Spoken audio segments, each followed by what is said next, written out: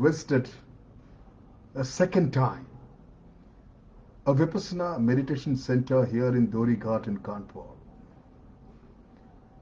It was a beautiful, you get a feeling of a beautiful retreat. And I talk to you today, a retreat to go forward. For centuries, my friends, the monasteries, the ashrams, the convents had opened their doors to men and women who felt the need to withdraw temporarily from the world and deepen their faith, whatever faith they believe. Yesterday when I visited this modern version of this age-old practice has become a widespread movement crossing all sectarian lines.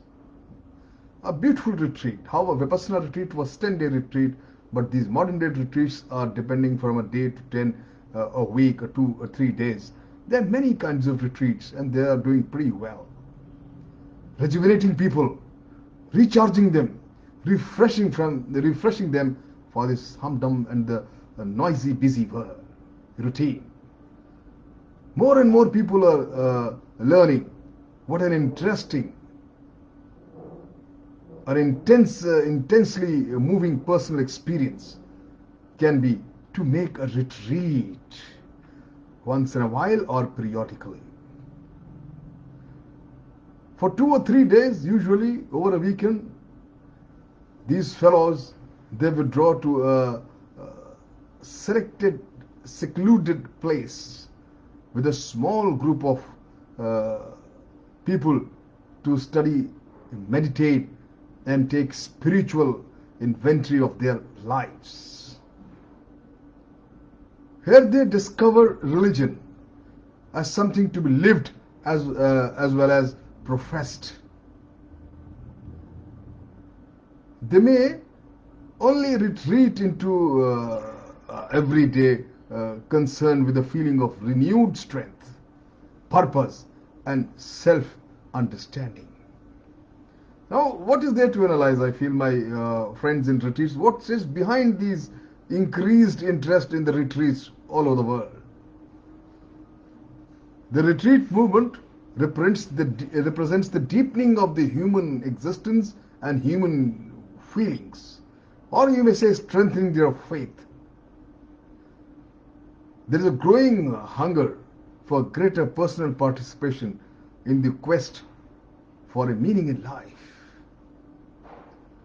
For many, it isn't enough to sit and listen to a sermon or practice some ritual.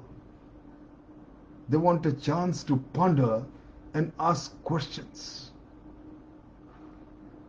Some retreats are for special groups or occupation, like doctors exclusive, lawyers exclusive, businessmen exclusive, and so on and so forth. Many are for the men only and even for women only retreats. But a growing number of are for married couples. Retreats are held in summer camps these days, in schools and in resort hotels, as well as in specially built retreat houses. Some centers, they hold a retreat that lasts a week. The shortest retreat are, they call it quiet days or quiet evenings,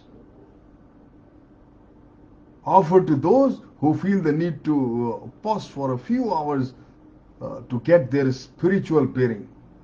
Fairly typical, however, is the weekend retreats most popular. And they simply enter there to seek answer to their questions, who am I? Why I am here? These are the age-old eternal questions for every human to ponder. One friend of mine who has spent a lot of time in these such retreats informally uh, spoke about the retreat rhythm. He says silent work, prayer, study. And he also invited members to visit him privately if they felt the need to talk. The rule of silence began as the men and women bowed their heads in prayers. On the way to their rooms, they stopped by to the quiet rooms to pray for a time. And by evening, by night, by 10:30, everybody retires to relax. The rising bells next morning, let's say by 7, before breakfast, the retrenched visited their quiet rooms for prayers and meditation. 3 times during the day, the group met in the living room to receive spiritual instructions, brief informal talks by the experts. Part of the morning was spent at tasks such as spading a garden plot, clearing, brushing, repairing things, painting screens. So the weekend passed in quiet meals, silent worship, physical labor, walking, reading, receiving instructions, and of course counseling. And by night, let's say Sunday morning, all retrenched meet to confer with the senior-most person out there. And they are free to now to break silence in order to share the thoughts and insights with the group.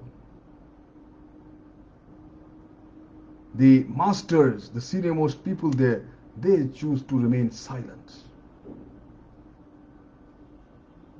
Recalling what that weekend had meant to her, a friend of mine, she said that if I had just 3 days to live, I think this is the way I would want to spend them. She stressed the value of the silence. I went out to do the course with a man, and I would never seen before, she said. After a few hours, we felt as companionable, as informal, as if we had known each other since boyhood or childhood. There's no need to close oneself against the demands of the another's talk. No urge to compete or no urge to conceal. She said, I will never have felt so free to be myself. It's so rejuvenating. Now the silent periods, they say now they're experimenting the same thing, like making silent periods in their own home. They say we have come back from retreat, we have settled more differences in the family with the quiet hour than we ever did with talk. Maybe it's because of so many of their differences were merely verbal in the first place, I suppose. If you choose to remain quiet, I think far too many differences get sorted out themselves. Because of its flexibility, the term retreat is sometimes misapplied to get-togethers, which are really conferences or weekend vacations with religious overtones. My friend, but more and more, the trend is towards the basic discipline of meditation and worship and peace of mind. Whether the retreat is in a religious place or in a retreat house or in a hotel or anywhere, the underlying purpose is identical: to purify oneself, to regain sense of direction and communication with your Creator God, and to return to everyday life strengthening for its duties. My friend, retreats often close with an evaluation session. Most participants expressed satisfaction at coming closer to self-understanding. A few say that they were disappointed because nothing happened. Retreat leaders warn against expecting miracles. How much a person gets out of a retreat depends upon how he or she brings to it in terms of maturity, receptivity, and self-discipline. What impels people to make a retreat? My friends, some men and women look on it as an annual spiritual checkup, like annual medical checkup. Going to retreat does not itself solve anything, my friend. It simply helps people to face life more realistically by removing distractions and pressures. A man walks in on Friday evening, troubled and full of uncertainty, and by Sunday, all air has cleared. The man is smiling easily. He has had a chance to reflect and pray in silence. He has found hope and strength for renewing the battle of life. My friend, try once a retreat, a silent retreat, maybe for a day or two, and you will recharge yourself truly. Thank you very much.